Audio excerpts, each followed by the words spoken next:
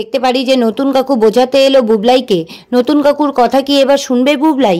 বর্ষা চলে যাওয়ায় কমলিনী চিন্তায় পড়ে যায়। কুর্চিকে বলে যে বর্ষা তো আমার মেয়ের বয়সী, শ্বশুরবাড়ি থেকে চলে গেলে কত কথা শুনতে হয়, বেশ খারাপ লাগছে।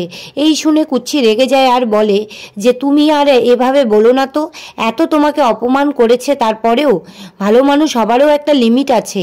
এরপর হঠাৎই নতুন কাকু খাবার হাতে ঢোকে আর বলে যে এখানে তো জমজমাট আড্ডা বসেছে। সবাই নতুন কাকুকে দেখে খুশি হয় আর সবার অবাক হওয়া দেখে বলে তোমরা কি খুশি হওনি? মিটিল বলে যে নতুন কাকু আমি কিন্তু অবাক হইনি, আমি জানতাম তুমি আসবে। ওদিকে মিঠি নতুন কাকুর উপর ভীষণ অভিমান করে মুখ ভার করে থাকে। এই দেখে নতুন কাকু বলে সে কি, মিঠিমার মুখের একই অবস্থা, আর জানতে চায় যে মিঠি বাইরে যাওয়ার প্রস্তুতি কেমন। সেটা শুনে মিঠি বলে নতুন কাকু তোমার মনে আছে, আমি তো ভেবেছি তুমি সব ভুলেই গেছো। নতুন কাকু জানায় যে তা কেমন করে হয় মিঠিমা, আমি বাড়ি থেকে চলে গেছি বলে কি সব ভুলে থাকবো? সেটা কখনো হয়? আমি তো ভাবছিলাম দেখি মিঠিমা নিজে কি করে। এর মধ্যেই বুবলাই চলে আসে আর বলে মা আমায় খেতে দাও, আমি বেরোবো। আর নতুন কাকুকে দেখে বলে কখন আসলে নতুন কাকু?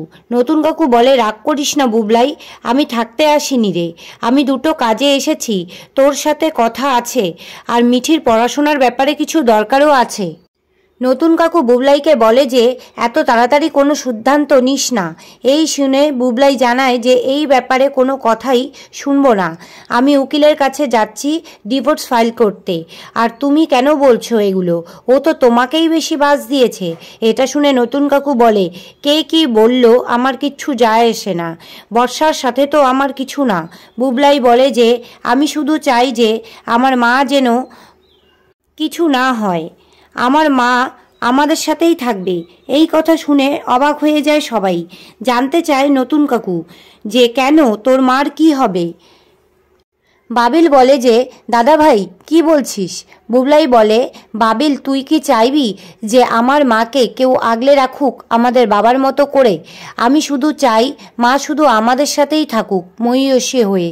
বুবলাই কি তবে এখনও নতুন কাকুকে মেনে নিতে পারল না? জানতে হলে বাংলা ভিশন চ্যানেলটি সাবস্ক্রাইব করুন, পাশে থাকা বেল আইকনটি ক্লিক করে সবার আগে দেখে নিন পরের আপডেটগুলো। ধন্যবাদ।